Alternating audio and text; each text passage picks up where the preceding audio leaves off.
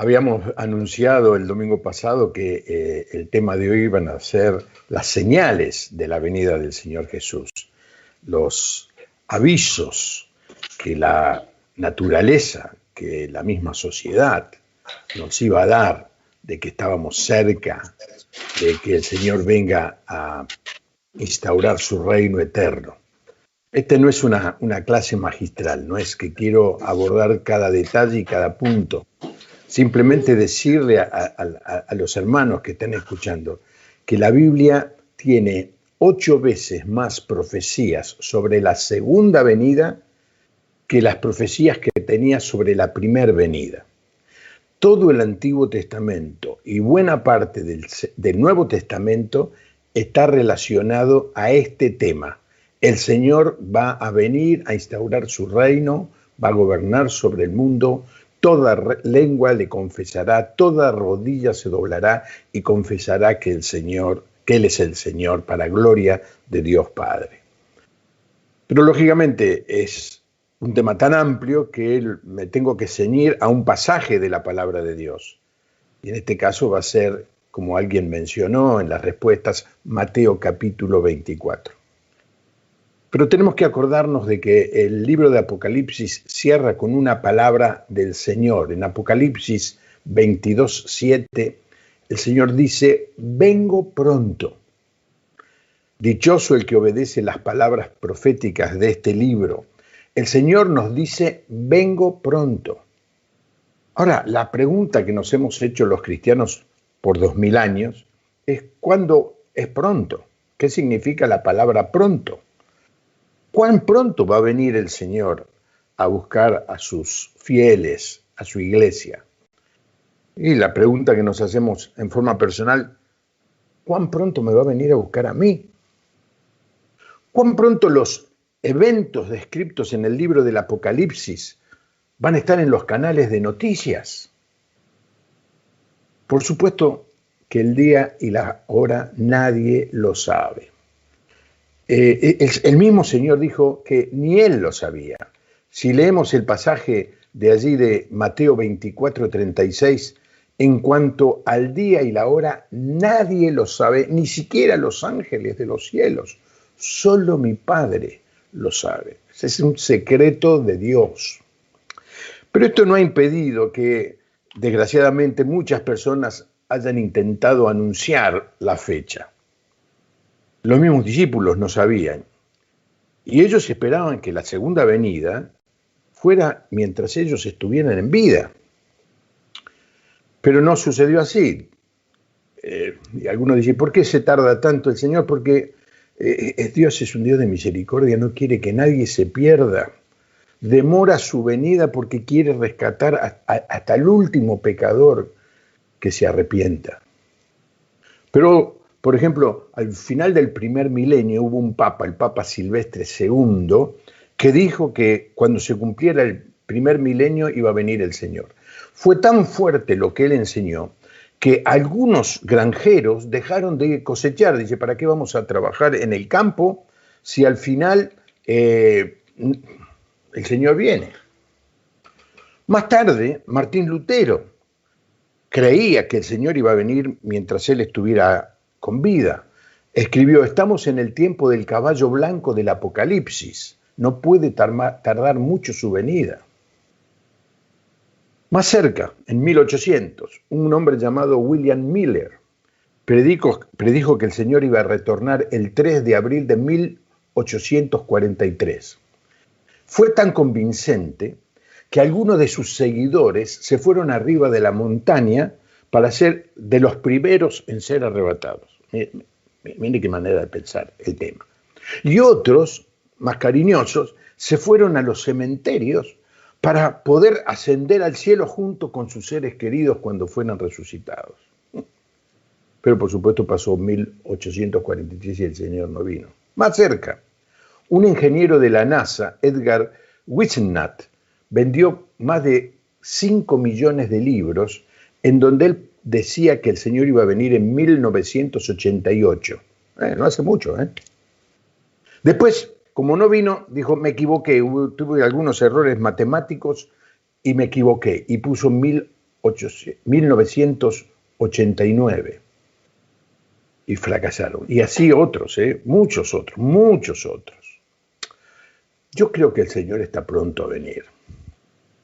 Y creo que ustedes van a pensar lo mismo cuando estudiemos en esta tarde las señales de su venida, algunas de las señales de su venida. Nos vamos a basar en el capítulo 24 de Mateo, así que si usted tiene su Biblia cerca, busque Mateo 24, yo voy a leer de la versión contemporánea, pero usted puede leer de cualquier versión, la que usted tenga a mano. A ver, es la última semana, estamos a horas de que el Señor sea prendido y llevado a la crucifixión. Está en el templo con sus discípulos y se están yendo del templo y van a ir caminando al Monte de los Olivos, allí enfrente. Media hora de camino. Pero paran un momento y los discípulos dicen, ¿y este templo? Porque era un templo espectacular, el templo de Herodes era un templo espectacular. Le había agregado al templo de Salomón la explanada. Y allí estaba el patio de los hombres, el patio de los gentiles, el patio de las mujeres, un templo fastuoso. Y los discípulos decían, ¿y con esto qué va a pasar? Y este es el diálogo. Jesús salió del templo y ya se iba cuando sus discípulos se acercaron para mostrarles los edificios del templo. Él les dijo, ¿ven todo esto? De cierto les digo que no quedará aquí piedra sobre piedra, todo será derribado. Esto no tiene que ver con lo que vamos a hablar hoy. Esto se cumplió en el año 70, cuando el general Tito destruyó Jerusalén. Pero sigue. Mientras Jesús estaba sentado en el Monte de los Olivos, los discípulos se le acercaron por separado y le dijeron, dinos, ¿cuándo sucederá todo esto? ¿Y cuál será la señal de tu venida y del fin del mundo? La gran pregunta, como diríamos la pregunta del millón, ¿cuándo, Señor? Y aquí empieza el Señor a mostrar, a decirles a sus discípulos señales que iban a ocurrir. Primero, Jesús les respondió, cuídense de que nadie los engañe, porque muchos vendrán en mi nombre y dirán, yo soy el Cristo, y engañarán a muchos.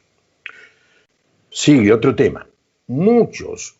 Ustedes oirán hablar de guerras y de rumores de guerra, pero no se angustien, porque es necesario que todo esto suceda, pero aún no será el fin. Porque se levantará nación contra nación y reino contra reino, y habrá hambre y terremoto en distintos lugares. Todo esto será el comienzo de los dolores. Así que en este corto pasaje, todo el capítulo es tremendamente interesante y habla de muchas de las señales y ya las vamos a mencionar. El Señor nos empieza diciendo algunas. La primera de todas que quiero mencionar, la propagación de la mentira. Cuídense de que nadie os engañe, le dijo el Señor. Vendrán muchos en mi nombre y dirán yo soy el Cristo y engañarán a muchos. Y la verdad que nunca en la historia de la Iglesia ha habido un tiempo con tantos falsos profetas y falsas doctrinas. Aún es triste decirlo, pero dentro de la Iglesia uno escucha predicadores que han licuado el mensaje del Evangelio para conseguir más adeptos, para tener más seguidores.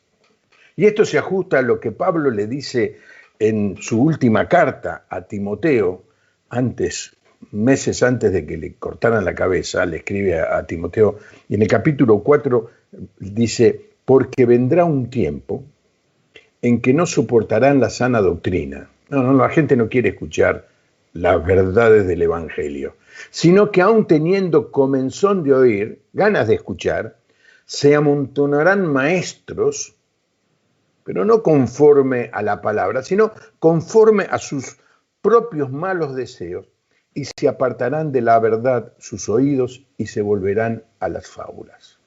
Esto es lo que está sucediendo ante nuestros ojos. Engaño, falsedad. Los mormones, los testigos de Jehová, una de las religiones que más crece, el Islam, engañan a miles cada año.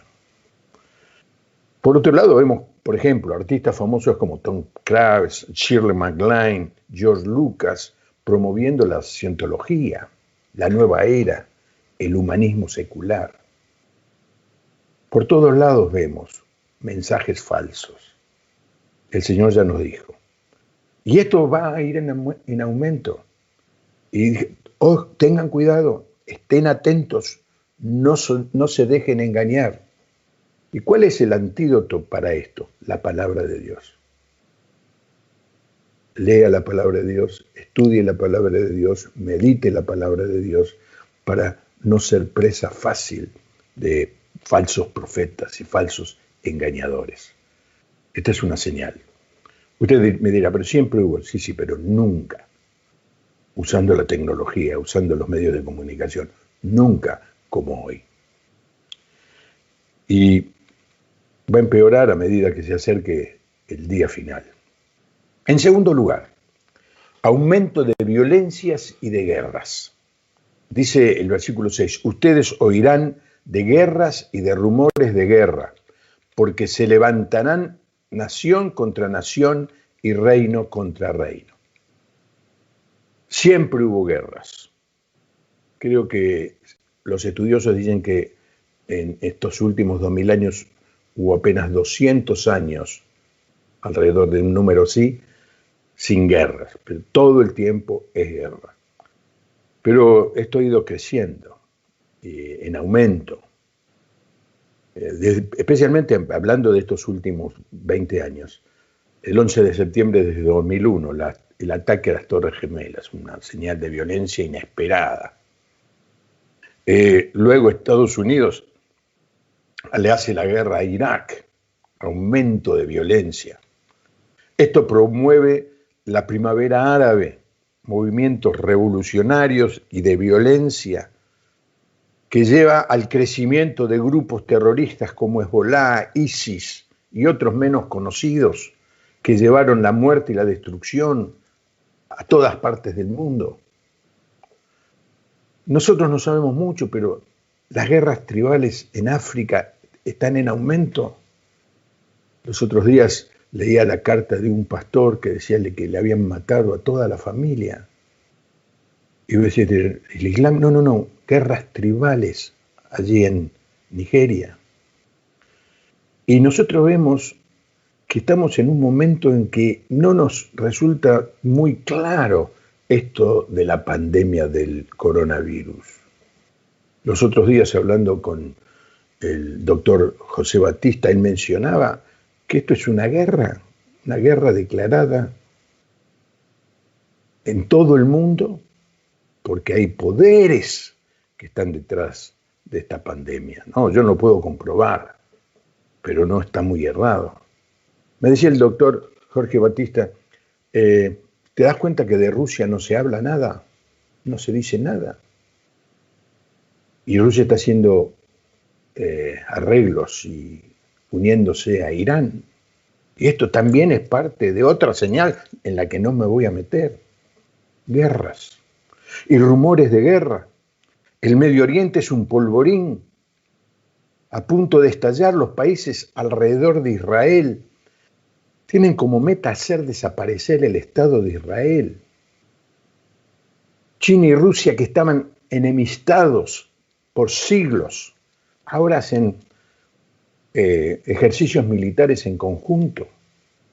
No hay más que rumores, hay ruido a guerra en todo el mundo. Y esto es lo que el Señor dijo. A medida que se acerque el tiempo, los ruidos, los rumores, las guerras van a aumentar.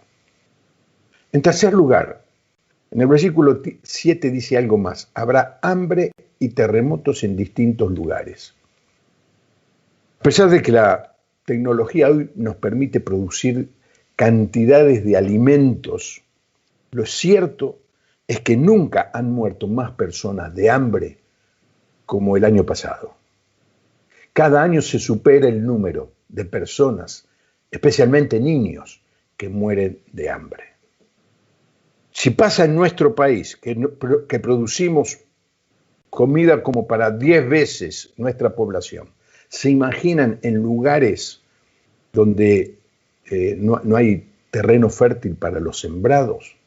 ¿Se imaginan lo que está pasando en esos países de África en donde 3, 4 meses atrás llegaron las langostas y comieron todos los sembrados? Hambre, mucha hambre, como nunca. Luego habla de terremotos. Y usted dirá, bueno, pero siempre hubo terremotos. Sí, pero los científicos muestran que esto está en aumento, en cantidad y en poder. Hay muchos terremotos. Algunos hablan de que hay 1.500 terremotos por año. Pero de los fuertes hay 3, 4 a lo sumo por año. La diferencia es que cada vez son más fuertes, más potentes, más destructivos. Y no solamente han aumentado los terremotos, sino que han aumentado los huracanes. Y en el pasaje paralelo, porque usted lee Mateo 24, también debería leer Lucas 21, que es el pasaje paralelo, en este mismo tema, dice el Evangelio de Lucas, habrá entonces señales en el sol, en la luna y en las estrellas. En la tierra la gente se angustiará y quedará confundida por causa del bramido del mar y de las olas. Un aumento creciente en el poder y en la cantidad de huracanes. Lo estamos viendo. Ahora, Lucas menciona algo más que Mateo no menciona. En el versículo 11 del capítulo 21 de Lucas dice, habrá pestilencias, habrá impresionantes terremotos y hambre y pestilencias en diferentes lugares. Epidemias. La pestilencia es una epidemia. Es lo que estamos viviendo hoy. Y no es algo inesperado. En 1995 la Organización Mundial de la Salud decía, el mundo está maduro para plagas apocalípticas por proporciones. Y un año después dijo, estamos a punto de una crisis global de enfermedades infecciosas. Es decir, miren, esto no es algo nuevo. Esto de la epidemia se estaba cultivando, si se puede decir. Se estaba armando todo para que esto suceda. Ya la palabra de Dios decía, va a haber pestilencias. Nunca una como esta que ha afectado simultáneamente a más de la mitad de la población del mundo. Recordamos cuando apareció el SIDA, murieron millones, la gripe A en el 2009 hasta el 2010, el ébola mayormente en África entre el 2014 y el 2016, el SARS de origen chino y ahora el coronavirus. Va a haber pandemias, va a haber pestilencia, lo estamos viendo. En cuarto lugar, el aumento de la maldad. Dice Mateo 24:12, y tanto aumentará la maldad que el amor de muchos se enfriará. El apóstol menciona este aumento de la maldad en esa misma carta de 2 Timoteo, pero en este caso en el capítulo 3. También debes saber que en los últimos días vendrán tiempos peligrosos y que habrá hombres amantes de sí mismos, avaros, vanagloriosos, soberbios, blasfemos, desobedientes a los padres, ingratos, impíos, sin afecto natural, implacables, calumniadores, interperantes, crueles, aborrecedores de lo bueno, traidores, impetuosos, envanecidos, que amarán los deleites más que a Dios, que parecerán muy piadosos, pero negarán la eficacia de la piedad. Evítalos, porque son estos los que se meten en las casas y cautivan a mujeres débiles y cargadas de pecado, que se dejan llevar por sus malos deseos y que siempre están aprendiendo y nunca pueden llegar al conocimiento de la verdad. La maldad va a aumentar. ¿Tengo que ampliar este punto? ¿Hace falta que me extienda? La maldad en todo sentido.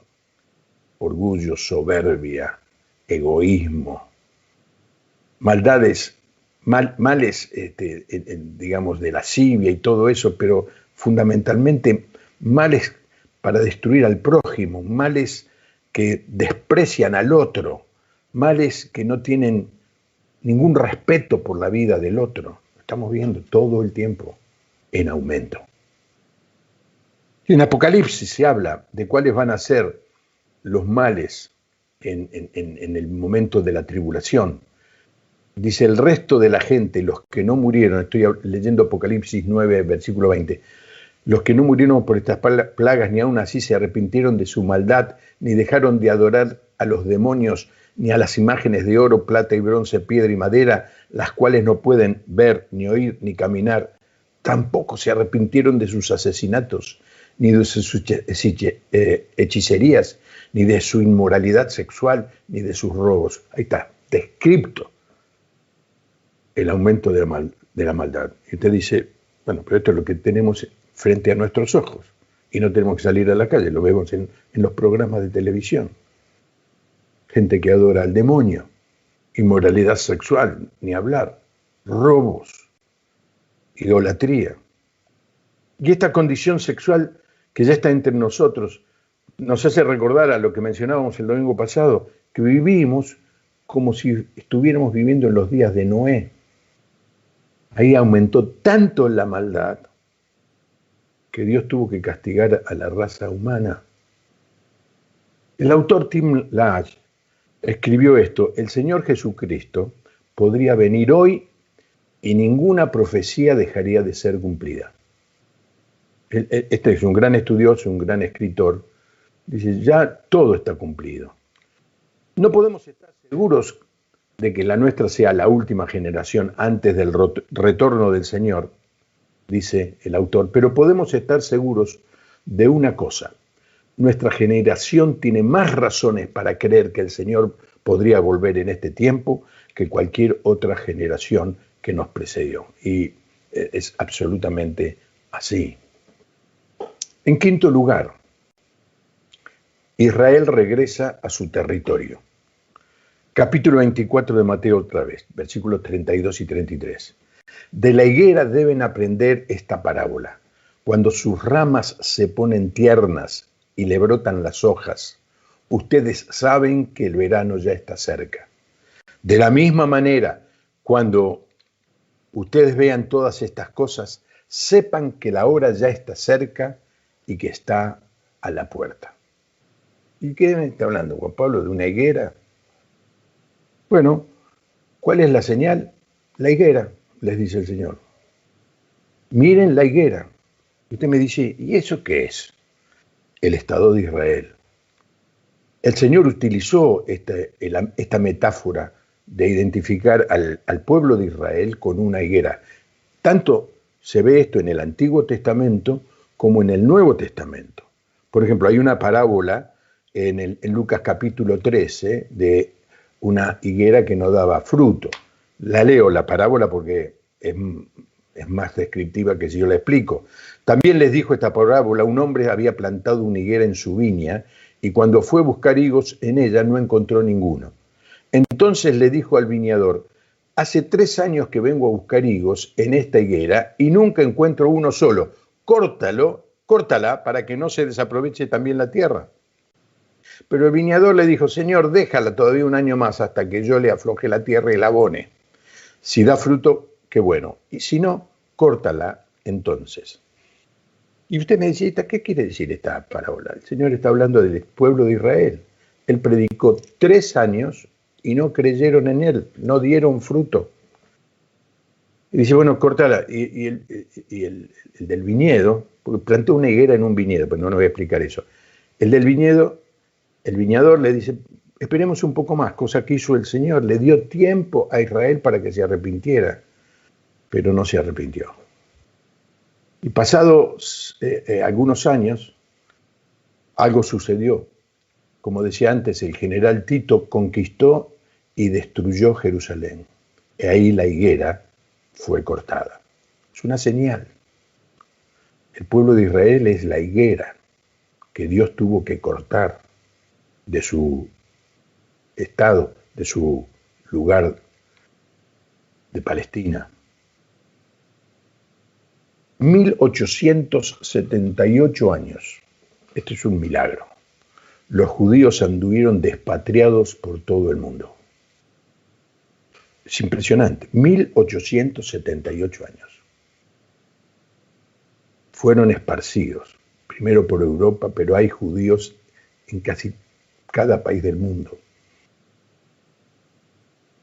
Pero, a diferencia de otros, conservaron su identidad, conservaron su religión, conservaron su idioma. Milagro. 1878 años. Uno conoce familias que se mudaron, por ejemplo, a Estados Unidos y los hijos ya no hablan español y ya no conocen la cultura de Argentina que sus padres llevaron. En 2 generaciones ya ni saben, perdieron la identidad. Los judíos por 1878 años vivieron esparcidos y no perdieron su identidad. Milagro. Pero el milagro sigue y la señal se empieza a confirmar. Y hay un día, el 14 de mayo de 1948, cuando los pocos judíos que habían conseguido llegar a Palestina después de la Primera Guerra, de la Segunda Guerra que había terminado 2 años antes, declararon el Estado de Israel. Ese 14 de mayo, Ben Gurión dijo, somos un Estado independiente. Ese mismo día, y esta es otra profecía en la que no me voy a meter, las Naciones Unidas declararon como Estado libre e independiente el Estado de Israel. Ya tenían su tierra. Ya la imagen, la señal se estaba cumpliendo. Pero faltaba Jerusalén. Y esto sucedió en la Guerra de los 6 días, en 1967.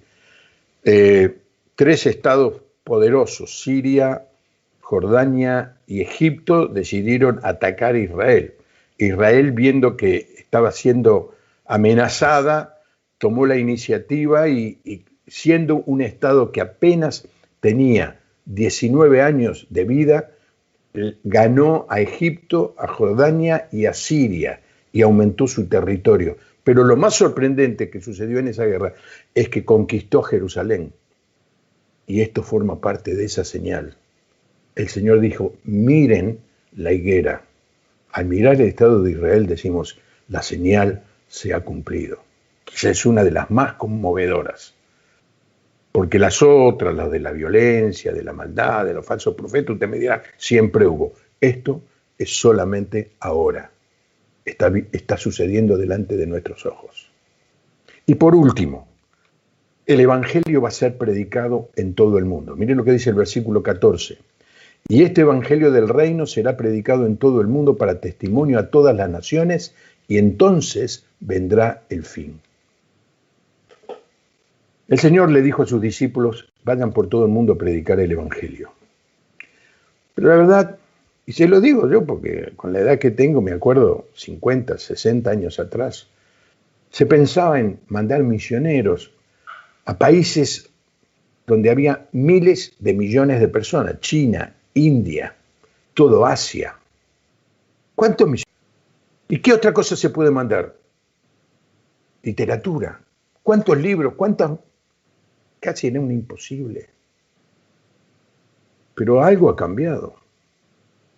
Algo ha pasado en estos años. El avance de la tecnología y de las comunicaciones hoy hace que la meta pueda ser alcanzada, si es que no se está alcanzando ya. Hay iglesias que están enviando mensajes a todos estos países a través de las redes, la internet, canales de televisión, satélites, todo tipo de mecanismo tecnológico, de instrumento tecnológico para sembrar la semilla. Hoy por hoy la gente ya puede escuchar el mensaje del Evangelio, aunque esté en un lugar donde no hay ni una iglesia, ni hay ningún libro, no hay ningún cristiano, pero a través de los instrumentos de conexión, el celular, puede escuchar el mensaje del Evangelio. Cuando estuve en Beirut, hace 3 años, en el 2017, estaba yo visitando una librería en el centro de Beirut, que es todo islámico. Y había un muchacho joven, al que le bauticé por Pedro porque me resultaba imposible pronunciar el nombre de él en árabe. Y me contó su historia. Él era un trabajador en un hotel, un conserje en un hotel en la Meca, el lugar donde se juntan los islámicos a celebrar sus fiestas, sea el lugar más importante del mundo islámico. Y él, trabajando en un hotel, empezó a buscar inquietud y empezó a escuchar mensajes en inglés de predicación del Evangelio. Claro, lo tenía que hacer en absoluto secreto. Es un delito, lo pueden meter preso, lo pueden matar. Pero él estaba muy inquieto y por un tema de la madre tuvo que ir allí al Líbano, a Beirut, a hacer trámites, y caminando por la calle vio la librería que decía "Yo soy la puerta", un cartelito que dice en inglés "Yo soy la puerta". Y él le relacionó lo que había escuchado y entró. Se encontró con una librería preparada para predicar el Evangelio. Ya estaba preparado su corazón. Y los hermanos que estaban allí le ayudaron a recibir al Señor Jesucristo como su Salvador. Imposible pensar antes, 20 años antes, de que este chico iba a estar escuchando el mensaje del Evangelio. Hoy las noticias es que miles y miles y miles y millones están a través de las redes sociales escuchando el mensaje del Evangelio. El mensaje tiene que ser predicado a todas las naciones. Y ahí está. Y entonces viene el fin.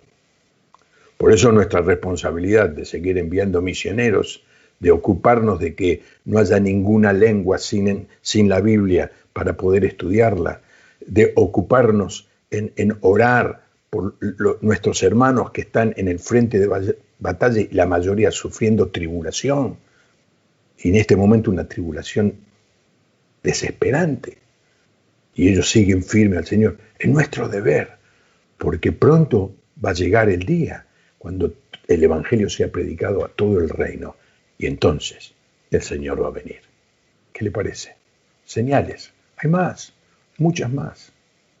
Pero la pregunta es, como iglesia, ¿estamos preparados? Como cristianos, ¿estamos preparados para que el Señor venga? Si viniera hoy, ¿cómo nos encontraría? Yo creo, hermanos, que no estamos lejos. Esta pandemia ha acercado un poco más. Que prediquemos el Evangelio como lo estamos haciendo todas las iglesias en todo el mundo, como no se pueden reunir, están utilizando las redes sociales, como lo estamos haciendo nosotros en esta noche. Y esto se está esparciendo por todo el mundo. Estamos cerca. El Señor viene. ¿Cómo nos va a encontrar? ¿Fieles? El próximo domingo voy a hablar de cómo tenemos que estar preparados para encontrarnos con el Señor. Mientras tanto, sigamos diciendo la oración con la que la Biblia se cierra. Ven, Señor, ven pronto. Que el Señor les bendiga.